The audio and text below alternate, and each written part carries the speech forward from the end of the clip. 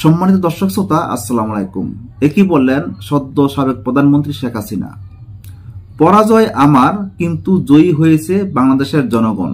শেখ হাসিনা আজকে শেখ হাসিনা এটা কেমন ধরনের কথা বললো, এটা অনেকের মাঝেই একটা চিন্তার বিষয় যে শেখ হাসিনা যে কথাটা বলেছে এটা যেমন কেমন কেমন একটা অনেক বড় ধরনের কথা, যে এখন উনি নিজেই নিজেকে পরাজয় বরণ করেছে এবং জয়ী হয়েছে বাংলাদেশের জনগণ। এখন এই কথাটা কেন বলেছেন, কারণ কি, আজকে যদি বিস্তারিত আপনাদেরকে বলি তাহলে বুঝতে পারবেন শেখ হাসিনা কেন এই কথাটা বলেছেন। উনি কেন ক্ষমতা ছেড়ে চলে গেলেন, এই ক্ষমতা ছেড়ে চলে যাওয়ার কারণ কি, অনেক কিছুই বলেছেন। আমি এ নিয়ে বেশি কথা না পারি, তাহলে আসুন জনপ্রিয় পত্রিকা যুগান্তরের একটা প্রতিবেদন সংগ্রহ করেছি। এই প্রতিবেদনে সদ্য সাবেক প্রধানমন্ত্রী কেন পরাজয় বরণ করেছেন এবং বাংলাদেশের জনগণকে জয়ী করে দিয়েছেন, এমন কথা কেন বলেছেন আমরা দেখে আসি। ছাত্র জনতার ব্যাপক বিক্ষোভের মুখে প্রধানমন্ত্রীর পদ থেকে পদত্যাগ করে ভারতে পালিয়ে যাওয়া শেখ হাসিনা তাকে ক্ষমতাচ্যুত করার জন্য যুক্তরাষ্ট্রের মতো বিদেশি শক্তিকে দায়ী করেছেন। আওয়ামী লীগ সভাপতি শেখ হাসিনা শনিবার তার দলের নেতাকর্মীদের উদ্দেশ্যে একটি বার্তা দিয়েছেন। এই বার্তায় তিনি এমন অভিযোগ করেন, বার্তাটি ভারতীয় সংবাদ মাধ্যম দ্য প্রিন্ট দেখতে পেয়েছে। শেখ হাসিনা তার বার্তায় দেশে ফিরে আসার অঙ্গীকার করে বলেন, আমি শীঘ্রই ফিরব ইনশাল্লাহ। পরাজয় আমার, কিন্তু জয়ী হয়েছে বাংলাদেশের জনগণ।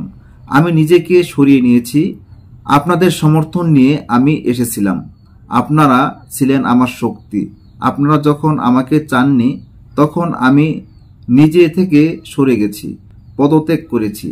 আমার যেসব কর্মী সেখানে আছেন তারা কেউ মনোবল হারাবেন না। আওয়ামী লীগ বারবারই উঠে দাঁড়িয়েছে। বার্তায় শেখ হাসিনা বলেন, আমি যদি যুক্তরাষ্ট্রের হাতে সেন্ট মার্টিন ও বঙ্গোপসাগর ছেড়ে দিতাম তাহলে ক্ষমতায় থাকতে পারতাম। বাংলাদেশের রাজনৈতিক সংকটের পেছনে বিদেশি শক্তির হাত আছে কিনা তা খতিয়ে দেখা হচ্ছে বলে ভারত সরকারের পক্ষ থেকে ঘোষণা দেওয়ার কয়েকদিনের মাথায় এমন কথা বললেন শেখ হাসিনা। শেখ হাসিনা এ ধরনের বিদেশি শক্তির দ্বারা ব্যবহৃত না হওয়ার জন্য নতুন অন্তর্বর্তী সরকারকে সতর্ক করেছেন। সাবেক প্রধানমন্ত্রী বলেছেন, লাশের মিছিল যাতে দেখতে না হয় সেজন্য তিনি পদত্যাগ করেছেন। তারা শিক্ষার্থীদের লাশের উপর দিয়ে ক্ষমতায় আসতে চেয়েছিল, তিনি তা হতে দেননি। শেখ হাসিনা আরও বলেন, তিনি দেশে থাকলে হয়তো আরও প্রাণহানি হতো, আরও অনেক সম্পদহানি হতো। ভারতে অবস্থানরত শেখ হাসিনা আগামী সপ্তাহে গণমাধ্যমের সঙ্গে কথা বলতে পারেন।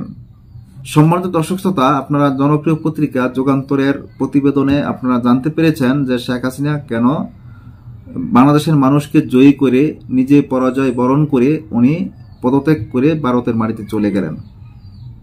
আজ এই পর্যন্তই। আল্লাহ হাফেজ।